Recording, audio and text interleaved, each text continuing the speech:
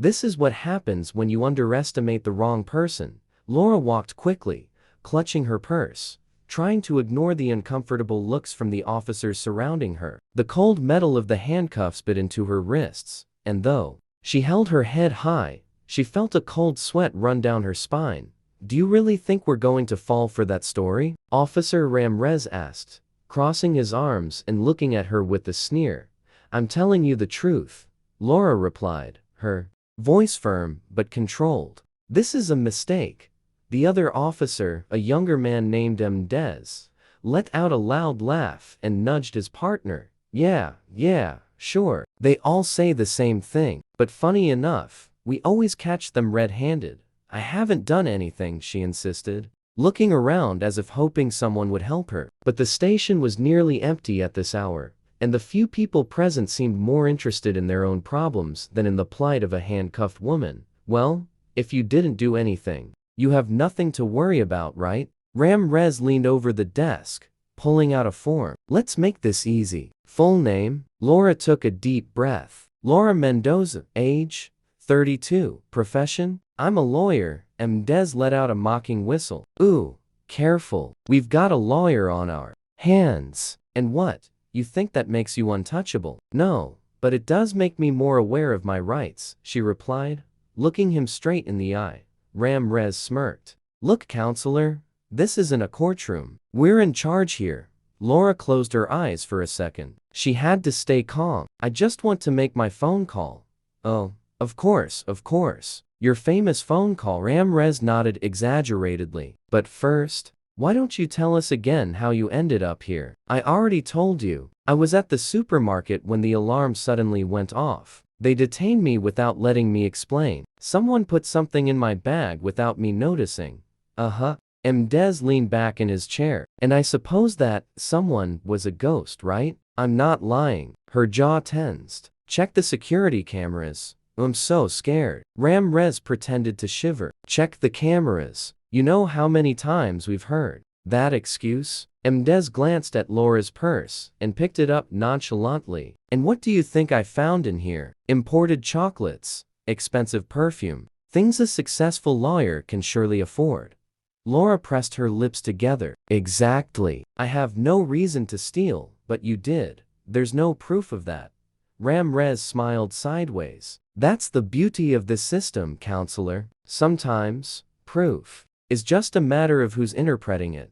The station phone rang, and Mendoza answered. "Yeah. Oh, yes, she's here." "No, she hasn't made her call yet." Laura tried to listen, but the officer lowered his voice, and she could only catch a few stray words. "Who was that?" Ramrez asked when he hung up. Mendoza shrugged. "Nothing important. Just someone asking about her." Ramrez looked at Laura with curiosity. "Someone influential, maybe?" She remained silent.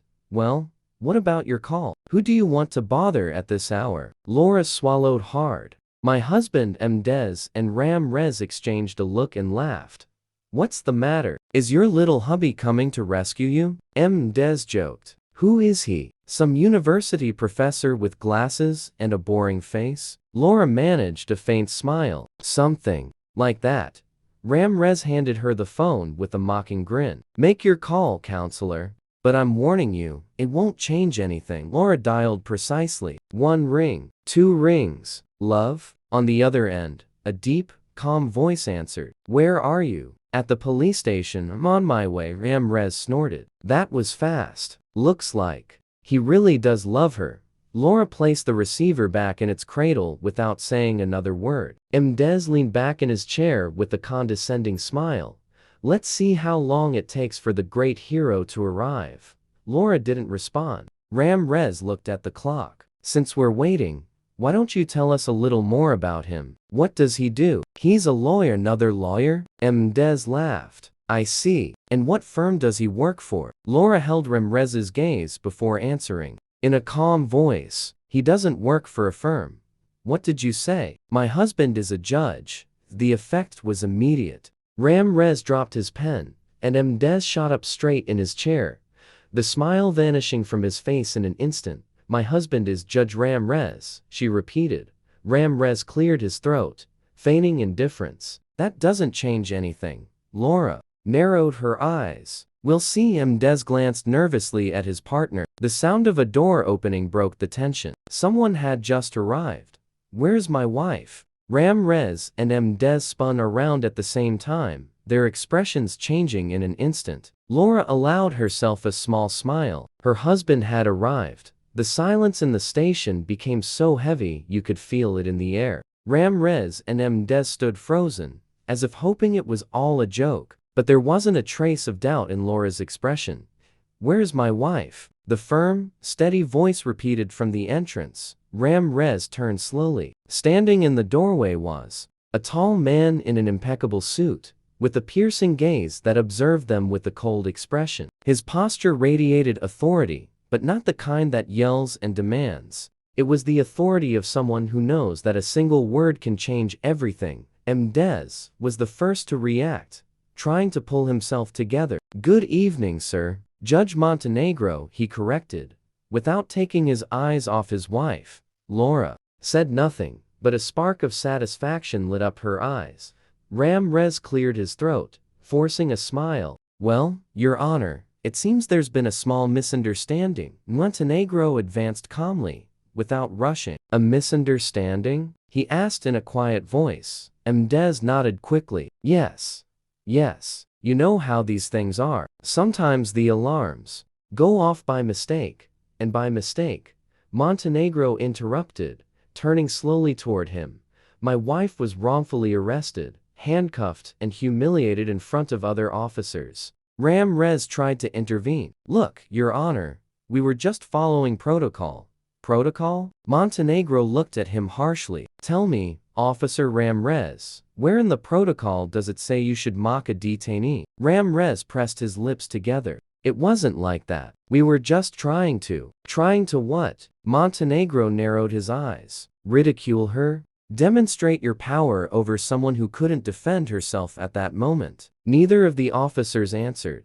Montenegro took a deep breath. I want to see the evidence. Mendoza swallowed hard. Evidence? Yes. The security recordings. Because I imagine you reviewed them before arresting her, correct? Ramrez and Mendoza exchanged uncomfortable glances. Well, technically, yes or no. Montenegro didn't raise his voice, but his cutting tone made them flinch. No, sir, Mendoza admitted. In a low voice, Laura watched them without blinking. Montenegro crossed his arms. Then let's review the cameras. Ramrez tried to protest. We don't think that's necessary. If it was all a mistake, we can. It's not optional, Montenegro interrupted him. Unless you want to add obstruction of justice to your list of errors tonight. Mendoza scrambled to turn on the monitor. The images from the supermarket appeared on the screen. Laura entered, took a cart, walked through the aisles. Nothing suspicious. Fast forward to the moment the alarm goes off. Montenegro ordered. Mendoza obeyed. In the image, Laura approached the checkout, took out her wallet, and just as she was paying, a man in a dark jacket walked behind her and, with a quick movement, slipped something into her purse. Ramrez's stomach sank. That could be anything. Montenegro didn't take his eyes off him. Really? They kept watching. Minutes later, the alarm blared, and the guards immediately approached Laura, giving her no chance to explain. Stop it there. Montenegro pointed at the screen. There's the evidence. Mendoza swallowed hard. It seems we made a mistake.